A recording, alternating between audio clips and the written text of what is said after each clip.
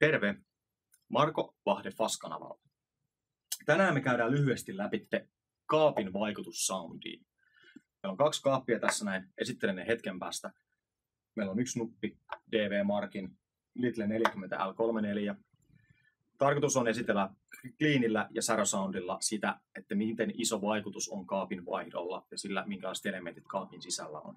Sitä ei kannata aliarvioida, kuinka paljon kaappi vaikuttaa siihen sun kokonaissoundiin, kun rakennat itsellesi keikka- tai treenivälineistöä.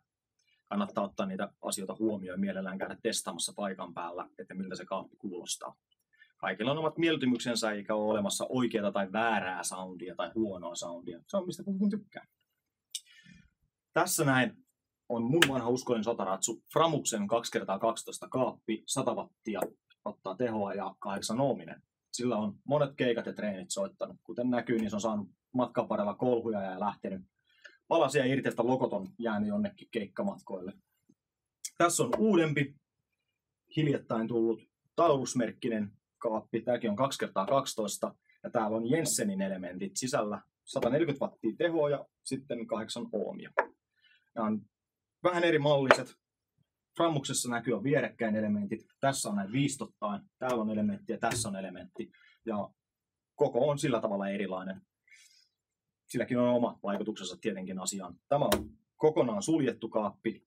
Framuksessa on mahdollisuus kokonaan suljettuun tai osittain takaa avoinna. Ja nyt se on takaa osittain avoin. Sieltä on 1/3 avoimena. Nyt esitellään teille soundiklippejä. Ja siitä voi jokainen päätellä, että niin kun, mistä kukin tykkää, niin kumpi on parempi. Vai onko kumpikaan lopulta parempi? Erilaisia on.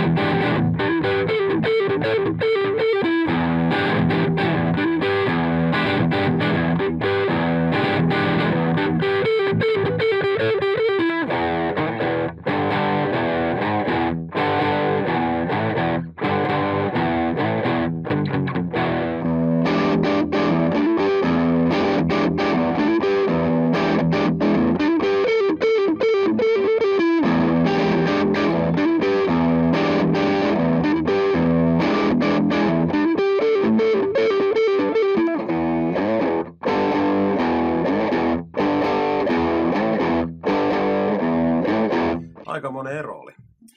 on niissä aika huomattava. Niin totta nyt huomioon, että nyt meillä kuitenkin oli koko ajan tavallaan sama signaali. Niin, ainut mitä vaihtui oli oikeastaan soittaja ja kitara. Mutta nuppi oli sama ja samat asetukset koko ajan, niin se ero tuli esille tosi hyvin. Joo. Kerrotaan vielä se, että me pyrittiin tekemään sillä lailla, että meillä pysyy samainen riffi tai linkki niin samanista, kun pysyttiin periaatteessa samassa soundissa, vaikka kaappi vaihtui. Ja hyvin lähellä ainakin. Kyllä joo. Yritettiin ainakin. Joo. Mutta toi niin mun mielestä havainnollistaa hyvin sen eron, mikä siinä on, että mikä kaappi sulla on, mitkä elementit siellä on. Onko takaa vähän auki tai onko takaa suljettu. Ne erot tulee hyvin ero. Joo, kyllä tuli niin tässä kohdassa niin sille henkilökohtaisesti jollakin lailla, niin tuntuu siltä, että niin kuin, tässä olisi ollut tässä Framuksessa vähän niin pikkasen leviämpi soundi. Joo, varmaan on niin kuin oikeasti. Toki se on niin kuin just se oma tunne ja miten niin kuulee asiat vaikuttaa paljon. Ja se, että kuinka paljon vaikuttaa sitten Framuksessa se, että se on tosiaan nähnyt kilometrejä. Eli siinä niin kuin elementit on jo jonkin aikaa elänyt. Että jotkuhan puhuu siitä, että elementit pitäisi ottaa auki. Sillä tavalla, että tämä taulus on kuitenkin niin kuin aika uusi. Että sillä on soitettu oikeasti, puhutaan niin kuin ehkä joku 10 tuntia tai jotain sellaista. No ehkä vähän enemmän, mutta silleen. Että se voi vielä vaikuttaa, että se on vähän tiettyä kireyttä jäljellä. Niin tietenkin se sitten niin löystyy siitä ja tulee vähän niin kuin elämän eloa ja artikulaatiota. Joo, nimenomaan, mutta just, ja sitten näissä on niin tosiaan eri elementit on, että toisessa on B30, tässä on Jensenit, että sekin tulee niin se oma eronsa niistä. Että se aikanaan, kun mä itse katoin, että halusin tämän tauluksen, että mä olisin niin testannut oman muun setupin kanssa, kaikki pedaali ja tämmöiset muut efektit, mitkä siinä oli, niin se oli niin itselle enemmän semmoinen, mitä mä haen. Mutta se, että mä oon toki käyttänyt levytyksissä tätä Framusta, ja se on ollut keikolla, molemmat on hyviä. Joo. Se soundissa on eroa, ja sitten tavallaan just koos on eroa ja näin, mutta ne tuli hyvin esille ne erot. Joo, niin tuli. Että esimerkiksi ajatellaan vaikka tätä taurusta, sitä ei tiedä, että minkälainen aare siitä tulee, kun sillä jonkin aikaa sitten soitti. Joo, ja sitten juuri kun se oikeasti sit, niin kun sä haet ne omat niin kun soundit kunnolla ja rakennat sen niin kaikki pedaalit, kaikki tämmöiset näin, niin totta kai se tulee olemaan hyvin erilainen se soundi. Mutta oikeastaan toi niin tarkoitus, mikä niin oli, että niin näkyy se, että kun ostaa itselleen nyt soittokamoja, niin kannattaa vähän testailla ja vertailla näitä kaappeja keskenään. Että pelkästään siinä jo voi olla ihan äärettömän iso ero, kun sä katsot, että minkä elementtiset ne kaapit on. Mikä on se sun oma soundin mieltymys ja halu, mitä sä haet. Niin niistä kannattaa lukea. Nettiin on aina kirjoituksia, että minkä tyylisiä elementit on ja vähän sitä soundit niin kuvaa, että niin mitä sä haet. Aivan. Mutta se, että monihan tekee sen, että nostaa 2 tonnin nupin ja 200 kaapin. No joo. Siihen menee haaskuulle hyvä nuppi helposti, että se kaappi ei välttämättä anna sitten niin kuin ulos sitä niin kuin tavallaan sen vahvistamista. Parasta siitä niin kuin nupista. Nimenomaan. Joo. Ja se, että siellä totta kai se signatiehän vaikuttaa niin soittaja itse ja kaikki vehkeet, mitä sulla siinä välissä on piuhoista lähtien, mutta se, että tästä tuli ainakin hyvin ero esille. Joo. Eli kerrotaan nyt vielä tällainen asia, että meillä tosiaan ei ollut silleen ajatuksena lähteä niin kuin silleen vertaamaan niin kuin kaappien ominaisuuksia, sanotaan juuri tämän tauruksen ja tuon Framuksen ominaisuuksia. Idea oli, niin kuin, ja mikä tosiaan toteutui tässä hyvin, niin nähdä, että eroa todellakin on. Kyllä. Sitten kun voidaan katsomaan oikein. Että... Nimenomaan. Eikö se ole siinä? Eikö se ollut tässä? Kiitoksia meidän puolesta. Tapataan taas. Seuraavaan videoon.